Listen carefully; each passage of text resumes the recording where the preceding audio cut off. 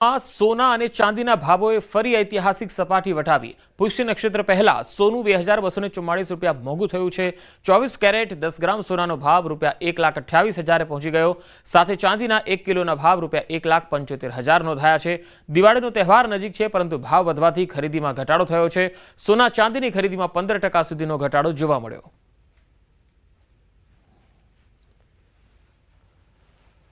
ભાવ વધી રહ્યા છે દિવસે દિવસે, તો અત્યારે અમે જોવા આવ્યા છીએ અને પ્લસ કે જે આવનારા દિવસોમાં વધે એ પહેલાં થોડી ખરીદી થાય દિવાળી સમયે, એના માટે અમે આવેલા છીએ। ગૃહિણીને એક હોય કે દર વર્ષે આપણે કંઈક નવું કરીએ તો ધનતેરસને દિવસે સોનું થોડું ખરીદશું, આખું વર્ષ કરકસર કરીને ભેગું કરતી હોય, બરોબર છે, તો અત્યારે એને એમ હોય કે આ દિવસે અમે કંઈક થોડુંક લઈશું, પણ આ દિવાળીએ કોઈ ગૃહિણી એવું વિચારી નહીં શકે કે લેવા જઈ શકે।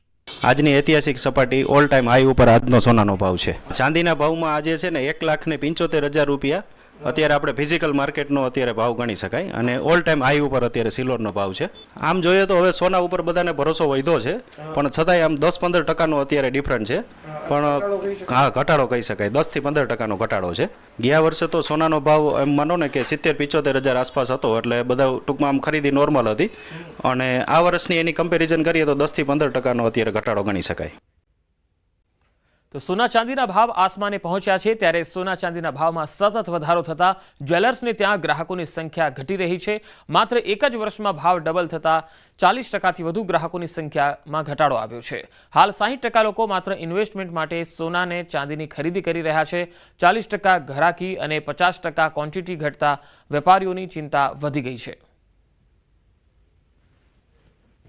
પ્રકાશમાં પર્વ દિવાળી ને દિવાળી આવતાની સાથે લોકો શુભમાં સોનું અને ચાંદી ખરીદતા હોય છે, કારણ કે સોનું અને ચાંદી એક પ્રકારનું ઇન્વેસ્ટમેન્ટ હોય છે। ત્યારે સુરતના શોરૂમો ખાલી જોવા મળી રહ્યા છે કે જે દિવાળી આવતાની સાથે ગ્રાહકોથી ભરાઈ જતા હતા। તેની પાછળના ઘણા બધા પરિબળો છે। સૌથી મહત્વનો ભાવ છે। હું એક દુકાન પર પહોંચ્યો છું, એ દુકાન ઉપર વર્ષોથી જે ભાવ ચાલતા હતા એ ભાવનું એક લિસ્ટ બનાવવામાં આવ્યું છે। હું કેમેરામેનને કહીશ કે લિસ્ટ બતાવવાનો પ્રયાસ કરશે કે 1970માં સોનાનો ભાવ 182 રૂપિયા હતો, અને કહી શકાય કે 2023માં 52,000, તો 2024માં 75,000, પણ 2025 આવતા આ ભાવ 75ની સામે 1,28,000 પહોંચ્યો છે, એટલે કે 3 ગણા કરતાં વધુ ભાવ થયો છે। તેની અસર ગ્રાહકી પર શું છે જોવા માંડીએ। ડી ખુશાલદાસમાં દીપકભાઈ ચોકસી આપણી સાથે છે, આપણે પહેલાં એમની સાથે વાત કરીએ, કારણ કે સોનું હોય કે ચાંદી, બંનેમાં જે પ્રકારની તેજી છે તેની અસર બજારમાં જોવા મળી છે। દીપકભાઈ, એક વર્ષ પહેલાં 75,000 રૂપિયા સોનું હતું, આજે 1,28,000,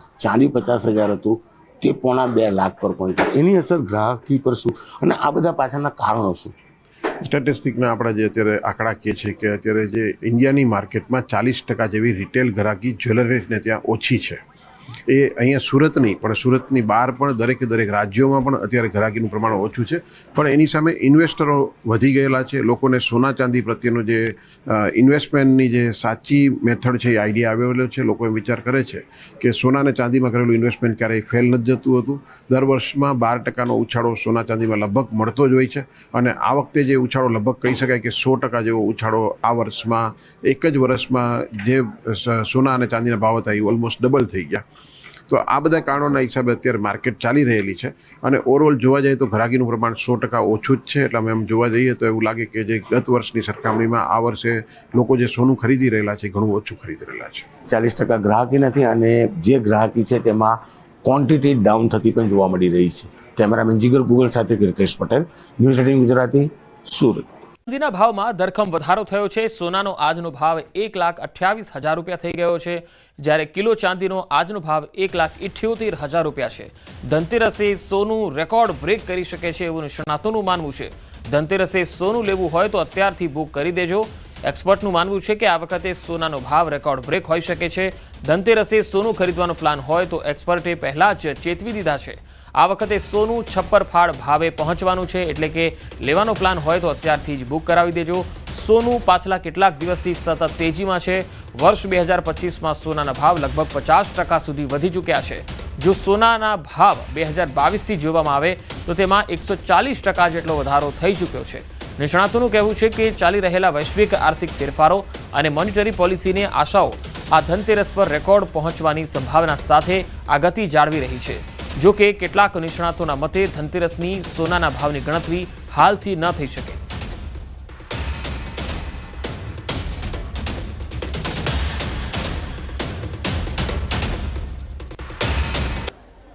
પુષ્ય નક્ષત્રની એક દિવસની વાર છે ત્યારે અમદાવાદમાં સોના ચાંદીના ભાવની અસર માર્કેટ પર જોવા મળી રહી છે. સોના ચાંદીના બજારોમાં તો મંદી છે, પરંતુ જ્વેલર્સમાં પણ આપ જોઈ રહ્યા છો કે ગ્રાહકો આવી તો રહ્યા છે, પરંતુ સોનાનો ભાવ છે તેને કારણે ખાસ કરીને જૂનું સોનું લઈને નવું સોનું લેવા આવે છે. આ પ્રકારની પરિસ્થિતિ હાલ બજારની જોવા મળી રહી છે. મારી સાથે મનોજભાઈ છે, તેમની સાથે પણ વાતચીત કરીશું. શું કહેશો, જે પ્રકારની અસર છે સોના ચાંદીના ભાવને કારણે, તો ગ્રાહકોને કેવી રીતે આકર્ષવા માટે અનેક પ્રકારની આપ ઓફર કરી?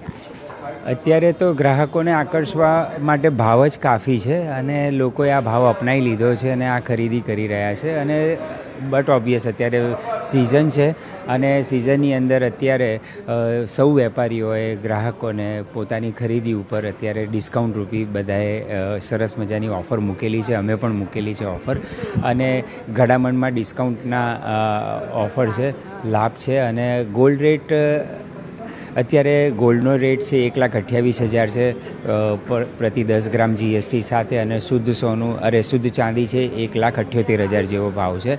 તો આ ભાવે પણ લોકો હવે ઉત્સાહભેર ખરીદી કરી રહ્યા છે. હજી ભાવ વધશે એ ગણતરીને લઈને.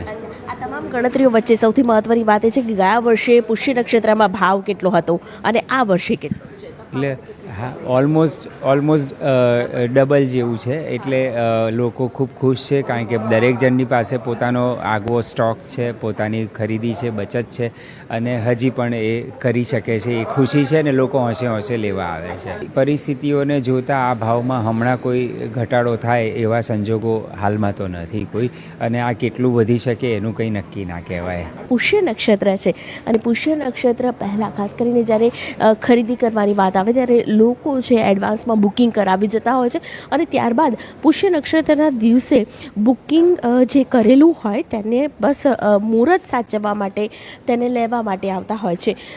લોકો છે તેમની સાથે પણ વાતચીત કરવાનો એક પ્રયત્ન કરીશું. ભાઈ, જે પ્રકારે સોના ચાંદીનો ભાવ વધ્યો છે, શું કહેશો, કેટલી અસર પડી રહી છે? જેને લેવું છે એને કોઈ અસર નથી પડવાની. લેવું છે ને કોઈ અસર નહીં પડે, પણ જૂનું સોનું લઈને લોકો નવું ખરીદી રહ્યા છે, તે પ્રકારનું એક ટ્રેન્ડ જોવા મળી રહ્યો છે. હા, અમે પણ અત્યારે કદાચ એવું જ કરી રહ્યા છીએ કે જૂનું આપી રહ્યા છે અને સામે નવી ડિઝાઇનને પરચેસ કરી રહ્યા છે. યસ. તો આ પ્રકારનો ટ્રેન્ડ છે તે બિલકુલથી જોવા મળી રહ્યો છે. તમે ક્યાંથી આવો છો અને કઈ ખરીદી પુષ્ય નક્ષત્ર માટે કરી રહ્યા છો? યસ, અમે અત્યારે બુકિંગ જ કરીશું, પેમેન્ટ કરી દઈશું અને કાલે જ ડિલિવરી લઈશું પુષ્ય નક્ષત્રમાં. તો જૂનું સોનું લઈને આવે છે લોકો, અને નવું સોનું છે તે ખરીદવું તો છે, પરંતુ જે પ્રકારનો ટ્રેન્ડ ચાલી રહ્યો છે, વેપારીઓ પણ ઘડામણમાં આકર્ષક ઓફરો આપી રહ્યા છે, એટલે જૂનું સોનું આપીને લોકો નવું સોનું ખરીદી રહ્યા છે. એકાએક ચાંદી ગાયબ થઈ ગઈ. જી હા, ચાંદીની ડિમાન્ડ વધતા માર્કેટમાં ચાંદી ખૂટી પડી છે. ચાંદીનો આજનો ભાવ 1,78,000 ને પાર થયો છે. બજારમાં સોના કરતાં ચાંદીનો ભાવ વધુ બોલાઈ રહ્યો છે. ચાંદીનો ભાવ વધતા લોકો ચાંદીમાં રોકાણ કરી રહ્યા છે. છેલ્લા એક અઠવાડિયાથી ચાંદીની માંગમાં સતત વધારો થઈ રહ્યો છે અને ચાંદીનો ભાવ સતત વધી રહ્યો છે. સોના કરતાં ચાંદીનો ભાવ વધુ બોલાઈ રહ્યો છે. શહેરમાંથી જાણે ચાંદી ગાયબ થઈ ગઈ છે. લોકો ચાંદીમાં રોકાણ કરી રહ્યા છે. પુષ્ય નક્ષત્રને એક દિવસ પહેલા અમદાવાદના બજારમાંથી ચાંદી ગાયબ થઈ ગઈ છે. જાણીને નવાઈ લાગશે, પરંતુ અમદાવાદના બજારમાં ચાંદી જ નથી. આ વિષય પર વાતચીત કરવા માટે મારી સાથે જ્વેલર્સ એસોસિએશન, અમદાવાદ જ્વેલર્સ એસોસિએશનના પ્રમુખ છે જીગરભાઈ સોની, તેમની સાથે વાત કરીશું. જીગરભાઈ, ચાંદી જ નથી માર્કેટમાં, એવું કેવી રીતે શક્ય બન્યું, અને હજુ પણ આગામી દિવસોમાં કેટલા દિવસ સુધી અમદાવાદના માર્કેટમાં ચાંદી નહીં હોય? બેન, સૌથી પહેલાં તો આપણે જાણીએ છીએ કે વિશ્વ સ્તરની અંદર સોલાર પેનલ અને EVની ડિમાન્ડ જે આપણે ગવર્મેન્ટ દ્વારા ઘટાડાની જાહેરાત કરવામાં આવી GSTના દરોની, ત્યારથી કારના વેચાણમાં નોંધપાત્ર ઉછાળો જોવા મળી રહ્યો છે. સાથે સાથે EV વ્હીકલમાં પણ નોંધપાત્ર ઉછાળો જોવા મળી રહ્યો છે.